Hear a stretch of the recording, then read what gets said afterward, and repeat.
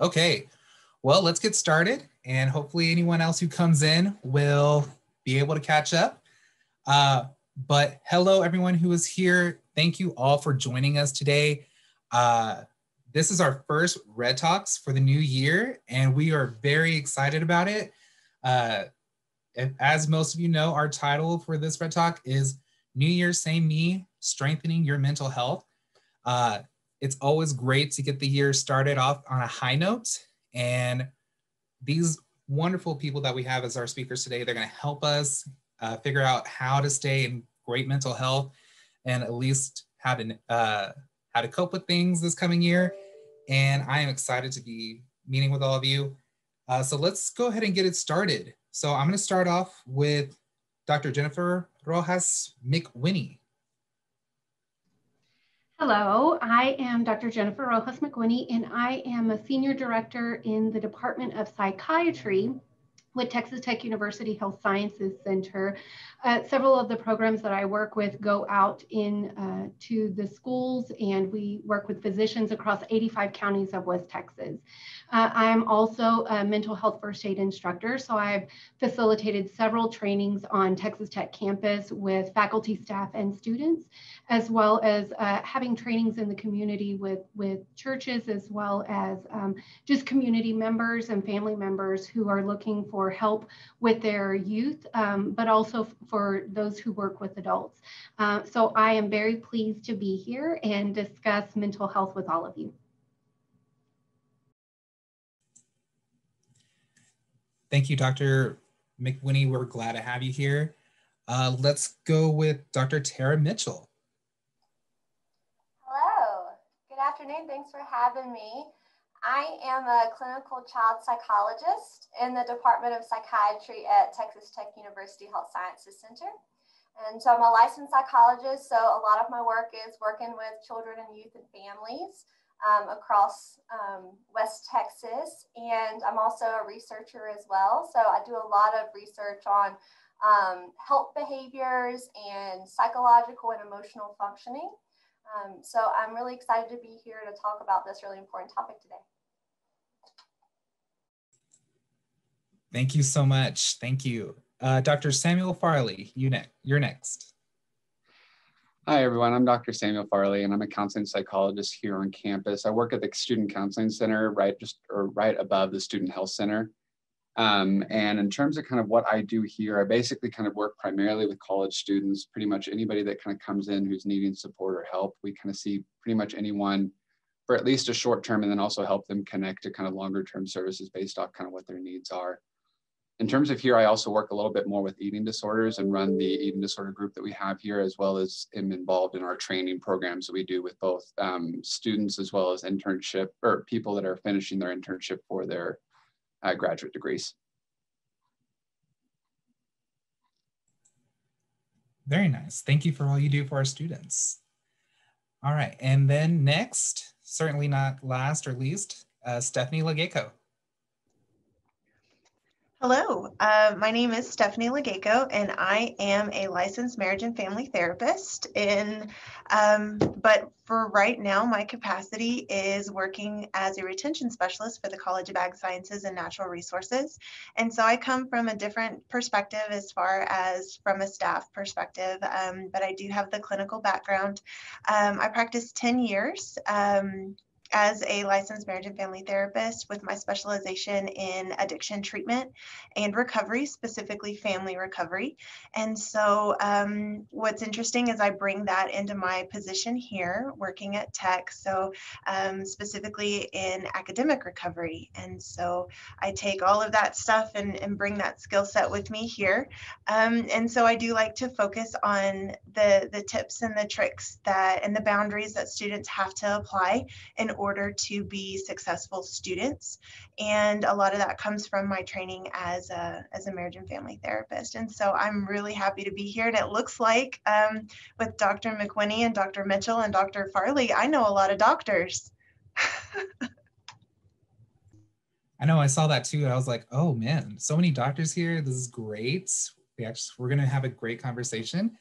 But yes, Stephanie, thank you for all that you do. I know that with our college's retention specialist, Stacy Elliott, the work that you do with students is phenomenal, and it's great to have y'all.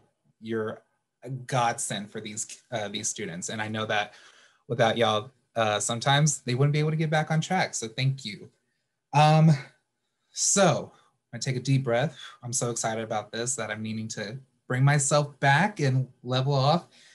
But let's get started about what this new year brings. So we always know that when a new year starts, people like to put resolutions in place that they want to do for the new year's, but may not always stick with through the new year. But just off that, let's kind of get things started a little fun. Do any of you have any New Year resolutions that you are okay and brave enough to share with the group? I can start by saying that my New Year's resolution is just to kind of accept things as they happen and not try to be too planned out, because if 2020 taught us anything, life can happen and plans will not play out the way you think. So that's one of mine. Who would like to share theirs next? I'll jump in if that's okay. So I make a New Year's resolution every year, and I've been pretty fortunate as to meet them most years than not. And it's because I make the resolution to make and meet a goal each month. And so instead of tackling the year as a whole, I tackle it 30 days at a time. And this month it is to clean out the closets. Very nice. I need to make that goal myself. I like that, Stephanie. I take a similar approach, and I like the idea of resolutions, but I'm maybe not quite as good as you and follow through with them always. And so I've kind of stepping away from resolutions per se, and just actually pick a word for the year that I like to align myself with and make decisions in accordance with. So my word is for the year actually is strengthen. And so that's kind of my guiding principle, I think, for the year. But then what I do, similar to you, Stephanie, is I break that word into smaller goals in different domains of my life. So maybe it's I want to strengthen my marriage, or I want to strengthen my friendships or my health. And I've actually even had to break it down a little further for not even every month, but to get started, I started off with every week. And like set a very small achievable goal, because it's kind of nice to get mastery and feel like I can accomplish something at the beginning to get momentum. So that's where I'm at with my goals. I really like the comment that Heather and Maggie made in the chat about New Year's resolutions, but also it's not, I would probably side with what Dr. Mitchell's saying, and also kind of lean to what Heather and Maggie are saying, that it's more, I think it can be very defeating when you set New Year's resolutions and very quickly you're not doing it. You're not following through with that. And so I think to have a mindset of what's something that I can work on, which at any point for me, at any point in the year, I can say, okay, I need to work on patience, or I need to work on just being more positive and having a more positive outlook. So I think for me, that's one of the things right now is I think it's convenient to have the new year start to say, okay, now I'm going to do this. And that would be positivity, because I think with the last year that we've had, which we're still in the state of being in a pandemic, it becomes very draining and exhausting. And it's easy to get caught up in the negativity. And so for me, it's intentionally, what are those, I like, how Dr. Mitchell talks about boundaries and things like, what are those boundaries that we can set to try to help safeguard me from some of the negativity, to help me be able to feel more supported in my ability to be positive. And so it's not a New Year's resolution, because I know there are days I'm not so positive, but it's more, okay, let me actively work on this through this time. So I love hearing everybody's thoughts on this. And I think I agree with like pretty much what everybody else has been saying. I think one thing that I've tried to kind of do for this New Year's is not necessarily make a resolution, but make kind of a smaller goal and see if I can kind of build some momentum as I'm going along. I feel like 2020 was a very interesting year, and I would like to kind of change some of those things that are happening. So one thing that I've kind of set out to do is try and kind of fix some of the finances. We have 4 dogs at home and one who's decided that eating toys is the new way to get nutrition. And so that depleted our funds very quickly, going to the emergency vet and dealing with all that. And so trying to set some smaller goals of kind of recouping that savings account and starting to kind of get some funds back in. But I think one thing that I've also kind of set out, hopefully to kind of do a little bit more this year, is doing kind of similar to what I talk with my clients a lot about, is whether it's a goal or a resolution or certain things like that, not always necessarily waiting till the new year to start that. And remembering that we can kind of do that at any day, any week, any month throughout the year. Because oftentimes we can sometimes put things off, and granted, sometimes now isn't the best time to make that change, but oftentimes kind of delays some of those things that we can do, and just trying to kind of recognize that we can, if we see something that's going on, try and kind of seek to adapt and kind of adjust for that as quickly as possible to see, can we kind of get some of that taken care of or address it earlier rather than potentially later when things have kind of grown on themselves or gotten kind of further and further out of whack. This is great. I mean, I definitely heard a lot of people talking about kind of just going away from like the word resolution. And I think all of you talked to it pretty well about how, you know, you don't necessarily need to make that one goal or those couple of goals and try to make them and sometimes not end up doing it. And I like how you have either like a word in place or making those monthly goals. I think that those are very important. And Sam, I like what you talked about on how you can always work on yourself. It doesn't have to be something you start at the new year. You can always make those up as you go along in the year, and that there's no specific time to kind of just change your life, so to speak. And Dr. McWhinney, I think that what you were discussing about how sometimes with putting up a resolution that it can bring a sense of defeat if you don't make it, and that can just kind of, you know, put your mental perspective in such a negative area that it kind of just takes over the rest of the year.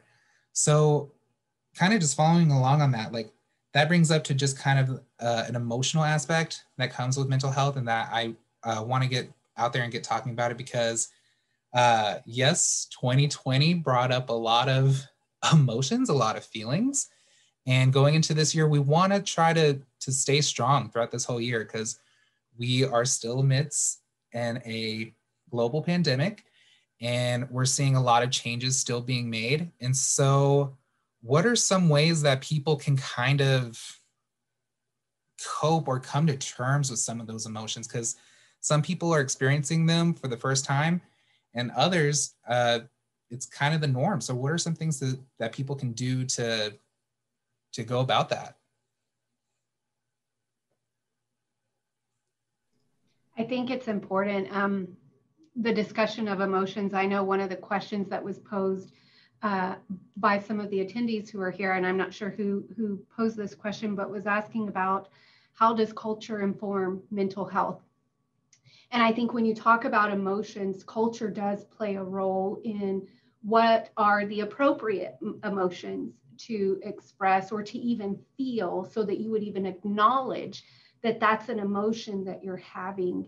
And I think we have different ways of not just experiencing emotions, but interpreting that emotion as well. And we see that not just across cultures, but even within the same culture, you can see differences. And so for me, it's one of those things where I talk with people, and even whenever I would teach with students at Texas Tech and say to them, just helping them to acknowledge, like, okay, tell me how you're feeling or what's going on, because sometimes people don't even have the words to say, this is how I feel. And part of that may be, there may be so much going on in their mind that they can't even pinpoint what the feeling is or where that feeling's coming from. And so I think to help people just be able to identify that is very important, and not just for others, but even for myself, to identify like, okay, I feel uneasy. Why am I feeling uneasy today, right? Like, I don't feel good. What may be going on? What may be going on internally? Like, For me right now, I'm recovering from COVID, so I don't feel good, right? Like physically, my body doesn't feel good. But not only what's going on with my body, but what's going on in my environment that may be impacting, because I know for me, and maybe some of you are similar, I don't want to watch the news every day. I don't want to watch it because the moment I turn it on, like I have some really strong feelings that start coming out. And so I'm like, okay, I don't want to do that. I don't want to feel like I'm jumping around. So even I think with feelings, it's important to talk about them. I think when we try to run or hide at times from our feelings, they get amplified and then they get bigger, they get scarier, they get whatever. And so I think for me, the biggest thing is just taking time to identify those feelings and acknowledge them for what they are. And I think that has a huge impact for our mental health. Just to kind of jump in, and I want to kind of parry off of what Dr. Mcguinney was talking about. One thing I think I talk a lot with my clients about is, first and foremost, before even kind of talking about like how do we cope with, how do we manage with emotions, what do we kind of do on the back end, is to normalize the emotions that are coming up, kind of trying to approach it almost the same way that we do anything that we ever experience physically with an illness. Like if I'm running a fever, I'm going to do everything I can to start adjusting for it, doing medicines I need to take. I'm going to go see the doctor. I'm going to do all these things to kind of respond to that one symptom. But sometimes I hear a lot of people talk about, and I know I've been guilty of this too, is that like when an emotion comes up, I get really angry at myself. I can't feel that. Why am I feeling this way? I should just be able to get over it, or whatever the reaction is, when it might have been coming up for a very understandable reason, or for something that I might have not any idea that I had to prepare for it that day, but it's there. And what do I do with it on that? And so trying to kind of help clients recognize that it's okay to feel, and that it's okay to have those emotions. And that's kind of like Dr. Winnie was talking about, is like looking at like our environment, looking at what's going on, being kind of a little bit just curious about why that's coming up, being able to understand kind of what's going on to then kind of adapt to it. And also to kind of jump in a little bit to the culture piece, is that I saw kind of, I think it was Bethany had kind of responded with international students and coming from cultures where potentially mental health is stigmatized, or addressing emotions is stigmatized. And this is not only true for a lot of international students, but also true for a lot of students that come in with minority identities or marginalized identities. And I think that is something that also I really want to kind of take any pathology away from, and making sure that those individuals recognize that sometimes those emotions come up even if they don't want them to be there, because they're responding to environments that are oftentimes disregarding their identities, disregarding who they are as a person, or not safe in that moment, and making sure that they understand that it's okay to feel that. Not that they should feel that, and not that it's okay that that's happening, but that the response is completely normal. And the response is just naturally coming up for what's going on in that moment. And I think that's something that's really important to acknowledge, because oftentimes I hear, and like the one that kind of comes strongest to mind, and I've had this conversation a lot with several students, is for Black women, and if they react in potentially kind of more of an assertive or angry manner, it's all of a sudden they become the angry Black woman that can't respond to anything, or that they're overreacting when they're just naturally responding to something that's going on or expressing their anger, and immediately it's stigmatized. And so again, just trying to do our best to kind of, or my biggest encouragement would be to normalize those emotions first and foremost, before kind of figuring out how to what to do with them. Yeah, I agree, Dr. Farley. I like I mentioned, I work with kids and adolescents a lot, and some of the things I tell them, honestly, as adults, we could stand to hear a little bit more. But so some of the things that you're saying is, and that I tell the kids I work with a lot, is that all feelings are okay. Some of them might feel uncomfortable, but they're all okay. And in fact, many of the feelings we have aren't unusual, or we're not wrong for having them. They're very natural reactions to the things that are happening around us. And so I think you're right. I think the normalization to ourselves is important, because we're often pretty, well, I can speak for myself. I think some people are probably with me, that sometimes we even have judgment to ourselves on those feelings. And then non-judgmentalness to others, and allowing other people to have feelings, and hearing them when they want to share those. and so that they don't get the message that it's not okay to feel or to share feelings. It's pretty easy to go after to speak after everybody, because I can just say absolutely. I absolutely agree with what everybody said. And just to kind of add a little bit to it is that we kind of, as a society, we kind of put on a pedestal this idea of stoicism, right? Like, I don't have emotions, I don't react to emotions and everything like that. And I just want to give a different frame on that, is that the reason that works is because people who can get there is because they feel those feelings and identify them and kind of like Dr. Mitchell was saying, and Dr. Farley and Dr. Mcguinney, is that I felt it, and I identified what it was and kind of processed through that, so that I can now proactively address it, right? Like, my feelings are valid, my feelings are real. Right now sucks. You know, I'm done with it, right? Like, can we shut the door on it? Unfortunately, we can't. But to identify, yeah, it's okay to think it sucks, and it's okay to not be okay. Okay, so that's now where I am. Let's work from there. And I think that next step is kind of where I know I personally get in my missteps, right? Like, I'm angry because I don't want to be in my house with my small children, right? They're loud. I want to do something different. I'm upset about it. Okay, well, okay. That's where I am. That's my baseline now. This is what I'm working with.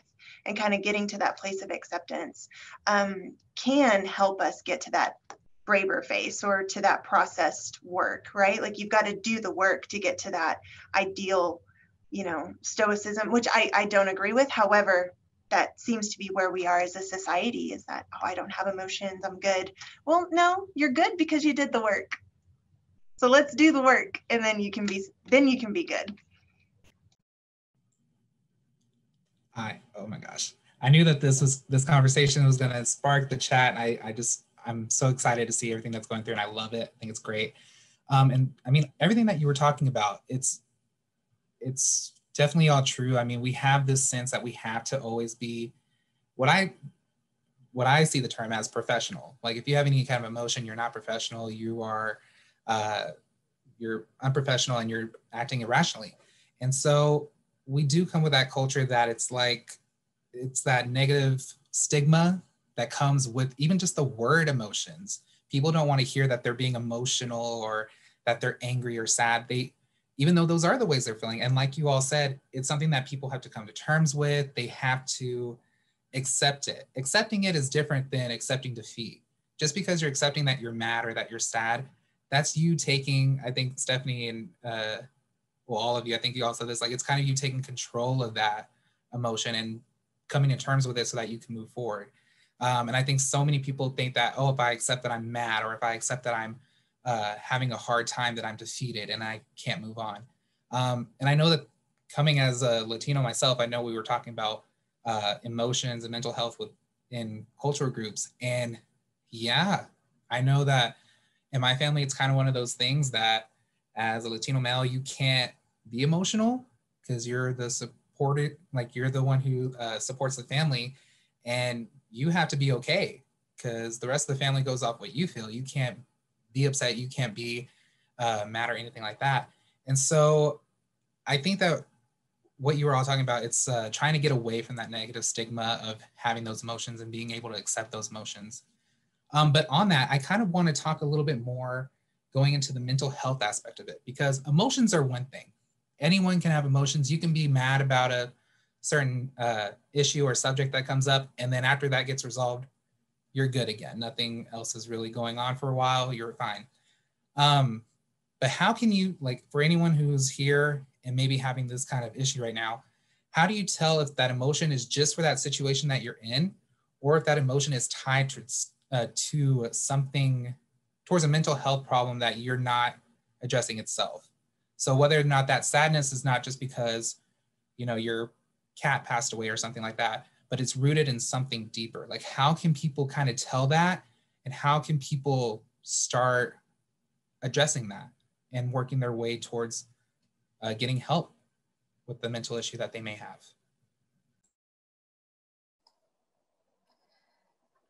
I think this can be really hard. I think this is a good conversation to have, because we've been talking about how normal it is to have these emotional reactions and to be sad and to be worried, right? Those things are happening and in a lot of ways normative for what's going on around us. And so I think making that distinction between a normative reaction to what's happening and a more pervasive or more severe maybe condition that might need some additional efforts to work around. I think one of the things that I try to keep an eye out for and to help people be on the lookout for is how much that thing, that emotion, that thought, that feeling might be getting in the way of things for them. So generally, if it gets in the way of something for that day, that's one thing. But if it's getting in the way of relationships or of functioning at work, or I'm not able to sleep anymore, or things like that, I think it's the level of distress and how much it impacts your functioning. I think those are things to kind of keep an eye out for and might signal that there might be more there than a short-term emotional reaction. Yeah, I want to build off of what Dr. Mitchell said, and I completely agree with her. I like to refer to this as your daily life. So if you're seeing just impacts in your daily life, and when I say that, depending on who I'm working with, so if I'm working with faculty or staff who interact with students, I may say, okay, it may be daily life includes going to school, being a student, going to class, right?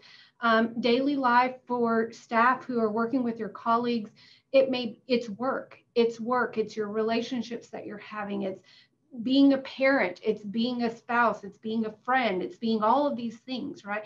That's part of your daily life. Going to the grocery store or having your groceries delivered, however you're doing it, that's part of daily life. So seeing how much of your daily life in any one of these realms is being impacted, negatively impacted, where you're not able to go shop for groceries, you don't want to do it, you don't really feel like showering as frequently as you typically do. You don't want to talk or FaceTime. You don't want to have side conversations in your office, right? Those can be examples. Now, I always tell people, and especially with mental health first aid, one of the things is you're looking for behaviors or statements that are out of the norm. So you may have some people who are really talkative, right? Who they just talk all the time and they're, popping in your office and they're talking. But then you have people who don't do that typically. So I wouldn't gauge the same behavior in the same way. Whereas for the person who normally talks to everybody, if they're not talking to people and I'm seeing that consistently, like they're just really not talking, I would be more concerned than the person who typically isn't talking, because that's not a typical behavior that they have. I think the challenge for a lot of people right now is we are in a global pandemic. So many people you feel like your world is turned upside down, and that can depend on your socioeconomic status, your family structure, like what supports you have or you don't have, childcare, no childcare, like there's so many things that go into that. So it's challenging because for some people it's like, my world is turned upside down. And yes, I'm having these feelings and it is impacting my day-to-day life. So how do I get help? So I think it's important to acknowledge we are in a pandemic. A lot of people's lives are impacted. But if you're feeling like you're struggling to do the day-to-day things, that's when you need to go get help. And ideally, before you get to that point where you're like, I can't do this anymore, ideally, we want you to go before you get to that point. But especially when you're at that point, that is a clear indicator. Go get help. And like with Texas Tech, we have the Employee Assistance Program, which is the psychology clinic here at Texas Tech University Health Sciences Center. And you have, I think it's 6 free sessions that you have as employees of Texas Tech. And I always say, like, even during the pandemic, they did a fantastic job of teletherapy and things like that. So even as an employee of Texas Tech, start looking for what are the resources that you have available. If you need to take a mental health day, I did a training with the College of Human Sciences during the summer. And that was one of the things that we talked about, was taking a mental health day. Now, Dean Dodd was also in his executive administrative staff were in that meeting. And that's one of the things too, but talk to your supervisors about how do they want you to do that? Do they want you to use vacation? Do they want you to use sick leave? Because that's not even a standard, like, this is what it is across the entire institution. And at the system level, there's not a standard for that. But I will tell you, at the administrative level, a lot of people are encouraging that. So just make sure that you're on the same page with, do I use vacation? Do I use sick leave? Like, what can I use to take a mental health day if you need to do that? Just to kind of jump in, and I appreciate Dr. McWhinney, you were mentioning EAP, and yes, it is a wonderful resource. I would also just kind of mention for everybody that, like, since our insurance changed to Health Select, Blue Cross Blue Shield, I think the coverage for mental health appointment, like being able to see a therapist out in the community, is also a little bit better now from what I've heard from some of the therapists out in the community.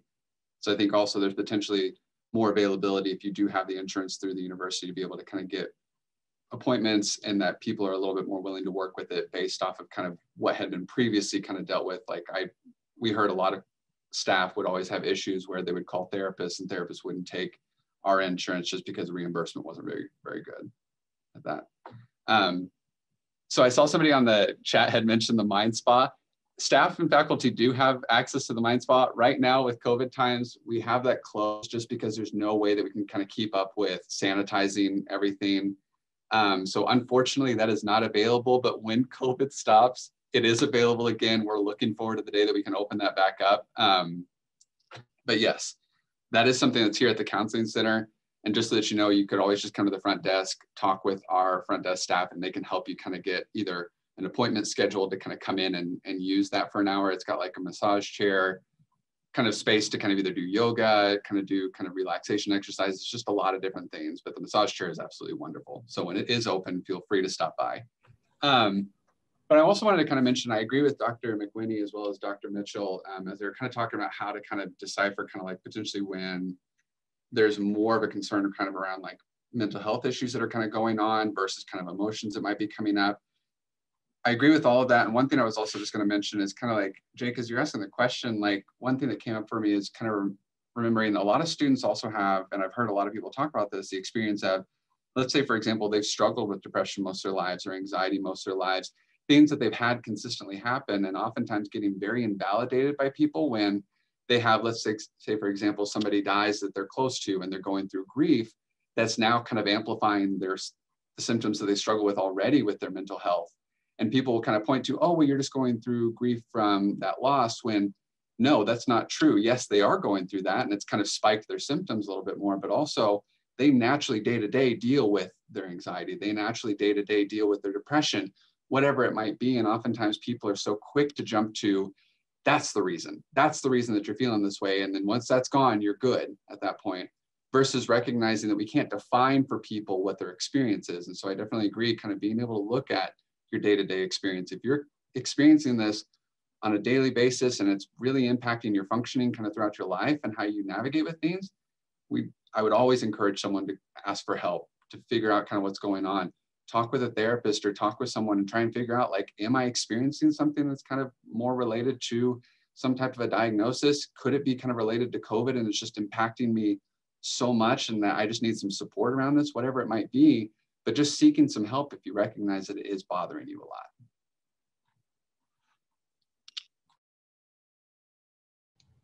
I would like to dovetail off of that. And of course, I mean, like I said a moment ago, it's really nice to go last because I can say ditto to all of that. But when Dr. McWhinney was talking about just those activities of daily life, and Dr. Mitchell was talking about, when does this become maladaptive? Like, when is this a problem? And one thing that really kept coming up in my mind was this idea of our coping skills, right? Like Dr. Farley was saying, what is this from? Is this just because of a specific situation, or is this something deeper? Is this something more? And I usually, when I work with students, and then also when I was working with clients, was if you are getting to the bottom of your basket of coping skills, maybe you need to talk to somebody about getting a deeper basket or filling it more, not necessarily with a therapist. Of course, nobody would ever turn somebody away for coping skills, right? Like you need more, and therapists are always a great resource for that. But your spiritual guidance leaders, your preachers, your yoga instructors, your good friends, just people who are doing things that are healthy and effective. And that's typically where I like to draw the line is there are things that are very effective, not necessarily healthy. And then there's things that are very healthy, but not necessarily effective. And so when you're going to, looking at your symptoms or your symptomology, or even just the things that just don't feel right, I'm feeling, I don't know what this feeling is, but I don't like it. And I'm feeling it more days than not. And I can't seem to focus because I don't feel right in my skin. Okay, well, what have you tried? Have you tried going for a walk? Have you tried reaching out? Have you tried? Yeah, I know to do all those things. I'm doing great. I even got a pedicure and I hated that person touching me. And it's like, okay, well, not effective.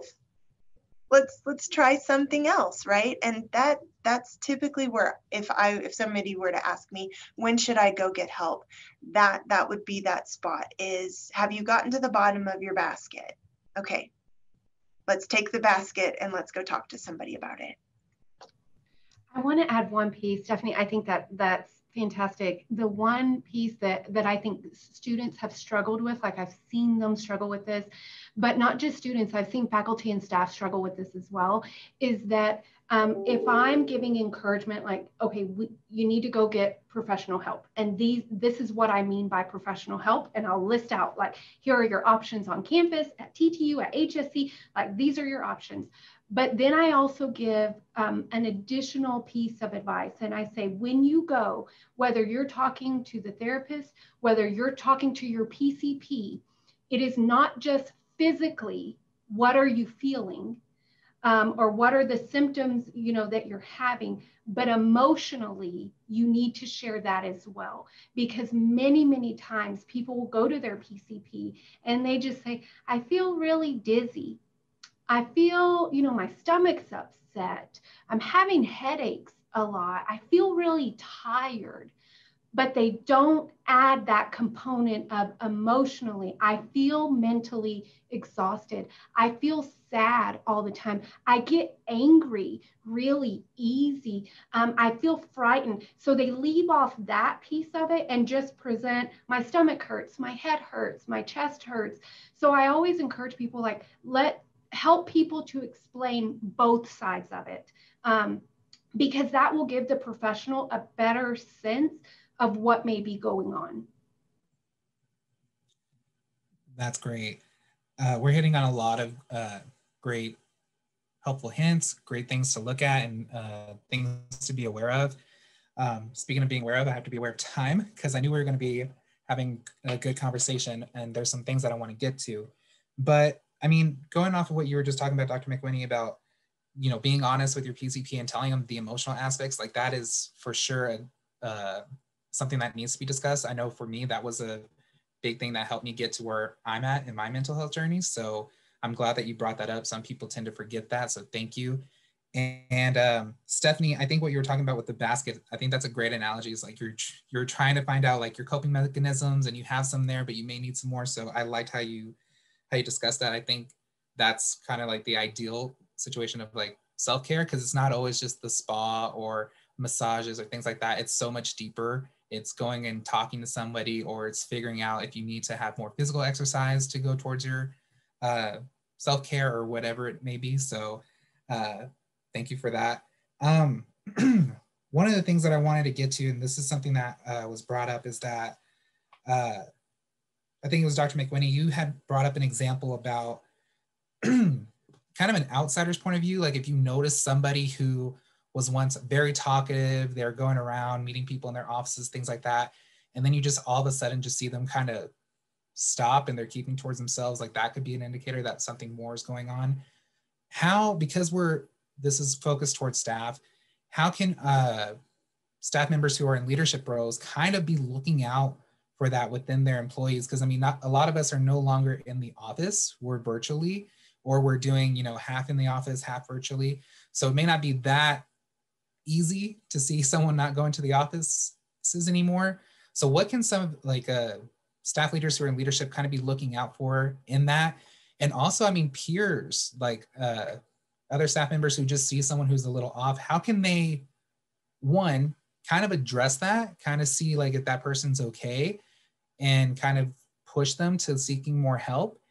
And two, how is it to make like an atmosphere in the office that says it's okay to talk about those things?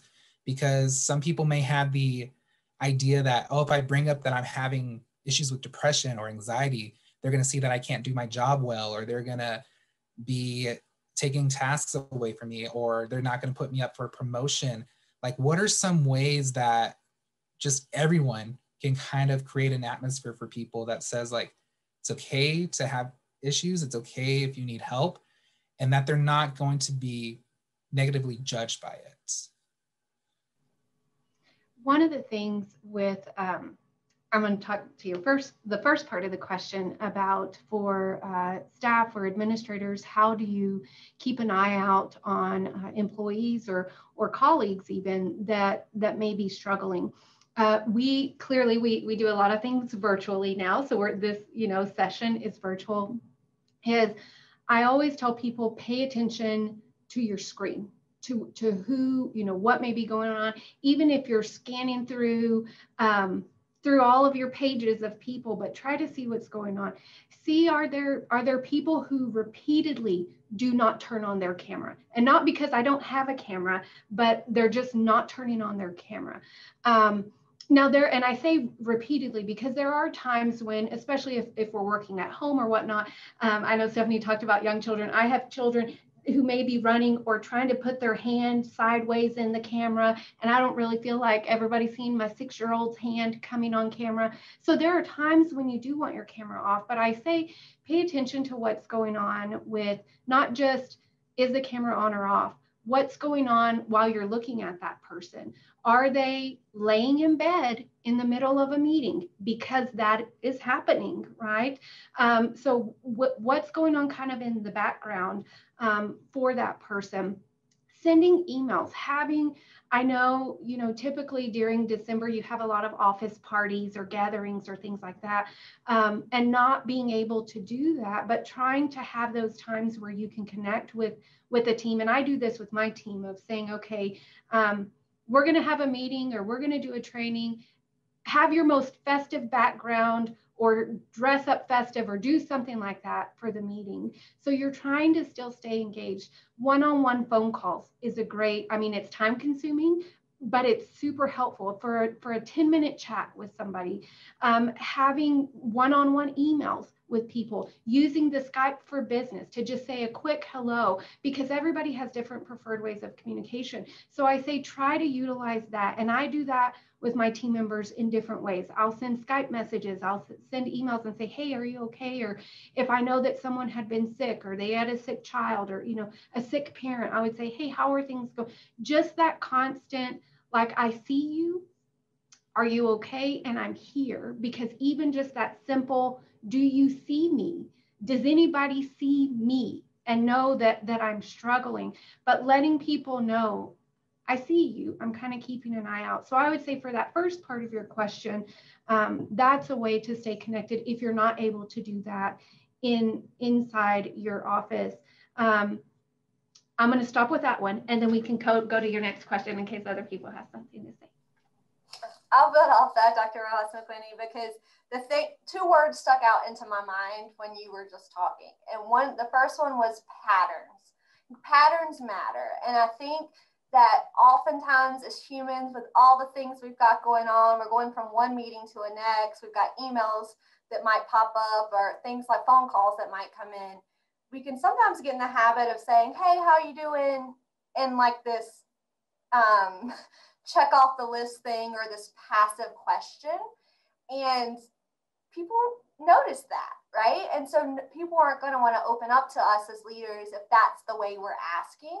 And so I think a pattern of that checking in matters, right? And so it's not just a one-off thing I'm doing because I need to, but I really care. And I'm really going to ask you how you're doing. And I'm going to wait to listen. I think those things are an important nuances to the checking in. And I also think as leaders too, at times there's appropriate modeling we can do to show that I'm a person that's safe to talk to about your feelings. And that's something that I'm aware of, I'm in tune with, so much so that I'm going to share with you that I had a really hard weekend, right? And that's impacted me today. And I'm having a hard time focusing for this thing that happened on the weekend. Of course, we want to keep the appropriate disclosure and sharing, but that modeling that that's a safe thing to do to the people we work with can be a really nice strategy to set the stage early on so that they may be more willing to share later on. Just to kind of jump in, kind of add to that, I like the idea of kind of definitely the administration kind of being able to set some of those examples. And I think it's important. I mean, I will tell you this, it's wonderful to work at a place that's full of therapists, and like even our administrator is, and not an ex-psychologist, but is no longer kind of seeing clients very often. And it's nice that like he will check in meetings with people, and he kind of creates this atmosphere with not only kind of in group meetings, but like kind of one-on-one check-ins. And that's really important to have, but not always do departments do that. Not always do you have someone that you might feel safe to talk to at that point, or it might not really feel comfortable to share with your directors or deans or anybody that's kind of like whoever you're kind of associated with. One thing I would always kind of encourage someone, and I think this can always be difficult because it does come with a lot of kind of like hesitancy, stigma, fear, kind of asking these questions. And I think it's the same that people feel that fear and hesitancy to share their own emotions, is that sometimes it can be really scary to ask about that. It can be like we're kind of afraid of the person's response. Are they going to feel comfortable to share with me? Maybe I'm noticing something, or I'm seeing something that isn't there on that point. I agree what's been said. Like if you see a pattern of things, it's probably indicating that something might be going on and it might be worth the check in. But if you notice something you're wanting to ask, one thing I'll kind of say that I try and do is just normalizing checking in with people. And again, like it was said, is checking in and being intentional about it, not the passing, hey, how are you doing? And keep walking as you're kind of hearing the answer, but check in one-on-one, whether it's kind of a quick Skype call or whether it's kind of a quick chat or an email, just to kind of say, hey, I noticed blank and blank was going on, or I noticed that you maybe missed that meeting or something like that. Just want to see, how are you doing? How are you feeling on that? Those people always have the right to kind of not answer that, or to answer it maybe in a safer way if they don't feel comfortable. But also, you checking really is a validating experience for a lot of people. They feel seen. They at least feel like, oh, that person might have recognized, even if they don't feel comfortable to share. And that can be a really connecting moment for them. And I would also just encourage that, like, if you decide to do that, make sure that you're in a place where you feel okay to do that on that. Because we also don't want you to kind of step out in that direction and feel like now I'm taking on even more things from everybody else. If I'm already dealing with so much and I feel like I'm on kind of my last like % of my battery and I can't keep doing this, I would say, let's go ahead and make sure we're kind of taking care of you and see if there is something that you might notice. Is there somebody else that can kind of maybe check in with that person and kind of utilize the staff that are around you? I'm gonna just comment on that, Dr. Farley. I miss being surrounded by therapists now that I stepped away from actively practicing so much therapy. You get used to that. But one thing that I've noticed that can be helpful for staff members, and you don't have to have a license to ask these questions, is what is the pit of your day and what's the peak of your day?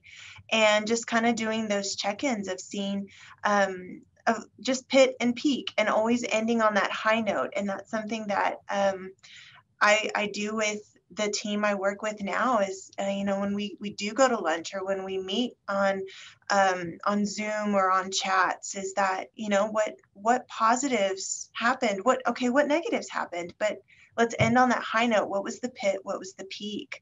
And then also I have noticed just when we are working from home, or when one of us is working from home, because I know like many of your offices that we kind of take turns doing our quarantines, right? Like this person's out for the next few days, and then this person is just starting theirs, and we kind of take turns going through being isolated. Is to do those social as much as we can, right? Like instead of typing out an email the Zoom link so that I can see you, right? Like let's talk. Instead of doing 20 minutes of email, let's do 2 or 3 minutes of face Zooming, right? Or pick up the phone and do a call so I can hear your voice and you can hear mine, and we can connect on a social level.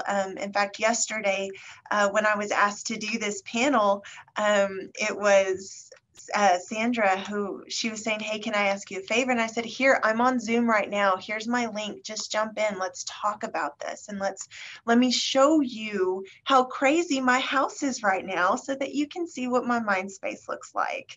And just being honest that way in that situation. And even though not everybody has the same kind of relationship that Sandra and I have, I could still, in a conversation with Dr. Farley or Dr. Mcguinney or Dr. Mitchell, who I don't know very well, we could just be sitting around the table and asking, hey, what was the pit of your week? What was the peak of your week? And just getting into those words and just having that language that even though everybody doesn't have a license to practice counseling or therapy, you can still ask about your pit and your peak. One of the things that we talked about, I know I've seen several people in the chat who have gone through the mental health first aid training, saying, how do we get, and I really like how Dr. Farley and Stephanie both mentioned this. This is one of the things we talk about, like that, hey, how are you? And you're walking past and you're not even by the person anymore to answer the question. But even beyond that, how do you approach somebody? How do you, like, what do you say to them? And one of the guidances that we give with mental health first aid is 2 of the components are listening non-judgmentally, without thinking, what am I going to say next? But just listening to what the person is saying, not judging what their feelings are or why they have those feelings, or but just listening to them and giving reassurance and information. So part of that is not just if I identify somebody that I may be concerned about, I'm going to talk with them and I'm going to be very, upfront. Now, how I do this, if I'm doing this with a student, may sound and look a little different than if I'm doing it with a colleague. But I would say, hey, how have you been feeling lately? So not just, hey, what's up? Or, hey, how are you? But how have you been feeling lately? And not only am I going to ask that question, but I'm going to follow up with what I've noticed, not what somebody has said to me, not what I've heard from somebody else. What have I noticed? Hey, how have you been feeling lately? I've noticed that you haven't been at our last 3 meetings that we've had for the team. Is everything going okay? So I'm putting 2 and 2 together. Like, I'm asking about you because I've noticed these things also. Now, I really like how Dr. Farley said there are times when we as first aiders or we as individuals may say, I have so much going on, or I'm struggling with my own anxiety and depression. I'm not the best person to help, but I can still direct you to who you would need to go to. So whether that's me saying, hey, do you know Dr. Farley? Hey, do you know Dr. Mitchell? Do you know Stephanie? Right? So whoever it is, I can still give that reassurance and information that, yes, I hear you. I'm hearing that you're struggling right now. I want to share information with you. And that's part of what are the resources available? Who are the people that you could go and talk to on campus? So that's how I would do the 2 things, not just identifying and asking somebody and giving you, kind of just a simple example of what that can sound like, but also what to do if you are not that person who is able to help them. Now, with students, sometimes I would say to them, if you need me to walk you across to the counseling center, I will walk with you. If I cannot walk with you, I'm going to call Dr. Farley, or I'm going to call the counseling center and see, can somebody come to us? Like, I'm going to figure it out. With our colleagues, we can do the same thing and say, would you like me to go with you over to the counseling center at the Health Sciences Center? I will drive you there. If you want to call, I can sit here and call and put it on speakerphone if you want me to help you with that. So there are things that we can do, even though you may say, well, I'm not a counselor, I'm not, a psychologist or a psychiatrist, but we can still show support in all of these other ways. It's amazing how much a person's life can be changed if you just ask them, what's going on and how are you? And like actually take the time to listen and take it in. So that's a great suggestion. Thank you all for that advice. My goodness. So I knew we were going to talk a lot. I knew we weren't going to get through everything that I wanted to discuss and that the team wanted to discuss. I think that just shows that we need to probably just do some more sessions about just focusing on mental health. So we might be doing that. We'll see what we can do. But just real quick, I don't know if we're going to be able to get through too much, but I know that we've been talking about a lot of employee resources that we have here on campus. I know we discussed a lot about the counseling center, access to therapists, and Dr. Mcguinney, I know your training that you have. Is there anything else? I know we even talked about the Mind Spa, I think is what it was called. Is there anything else that you would want people to know about that we haven't discussed yet? I did put in the chat, but I'll say it just so everybody, I know some people it's harder to listen and follow the chat, but the psychology clinic on TTU campus and the marriage and family therapy clinic are also available. Both of those clinics, I know back in the summer, I was keeping track with how long their wait list was to get in.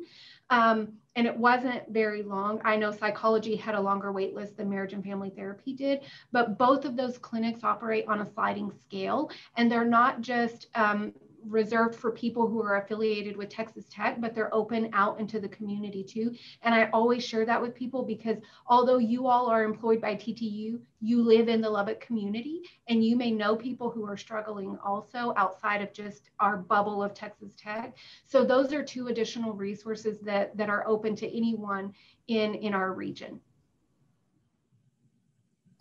And I was just going to say too, from a little bit of a different perspective, like yes, you have a role at work, you're a worker, you're probably a partner in some ways, perhaps, and some of you maybe even be parents. And so parenting during this time has been very hard. Kids are struggling, parents are struggling. There's parenting resources out there. I'm happy to provide some of those as they're helpful. But we think about all of our domains of life. They're all really important, and there's support for many of those domains. So if parenting or things like that are particular struggles right now, as I know they are for many parents, know that there's also referrals and resources for those things.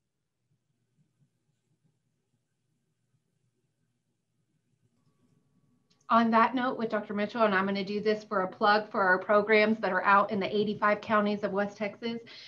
We have programs for those of you who do have children who in the Lubbock region, in Amarillo, Abilene, Permian Basin, so it spans a very large region.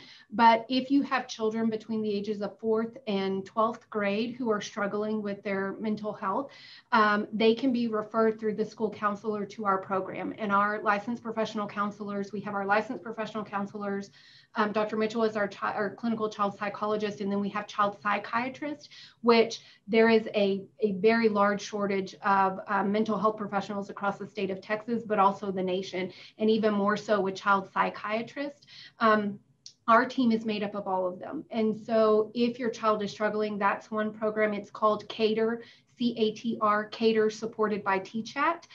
We also have our CPAN program, which that is a partnership we have with pediatricians, family medicine providers, nurse practitioners, and physician assistants across the 85 counties. So if you have a child from birth to 18 who is exhibiting some type of mental health challenge, for our physicians who are enrolled in that program, and we have over 300 right now that are enrolled, they can also be connected with one of our child psychiatrists within 30 minutes. So that's another program that's available for people who have children, who are mentoring kids, who have a neighbor who's a child. So that's something to keep in mind as well. Awesome. Thank you. I know that we were 2 minutes over time. And like I said, we've been having a great conversation. And I think for me, I want to keep it going. So we're going to see what we can do about bringing some more of this to everybody. We've been having a lot of great comments in the chat. But like I said, it is 2 over. So I want to thank our panelists for serving on today's discussion. And to all the guests, thank you for joining us today. Hopefully you heard something here that you can take back and put into practice and just keep your mind in a great place for this year. And if you need anything, I know that we've got a lot of suggestions for some resources outside of the campus and just for all of our staff members. Our committee will try to put together a list of that so that we can get it out to people. And if anything else comes up, please feel free to email us so that we can also send that out as well. But yeah, thank you all for joining us. You all have a great day, and we'll see you at our next Red Talks.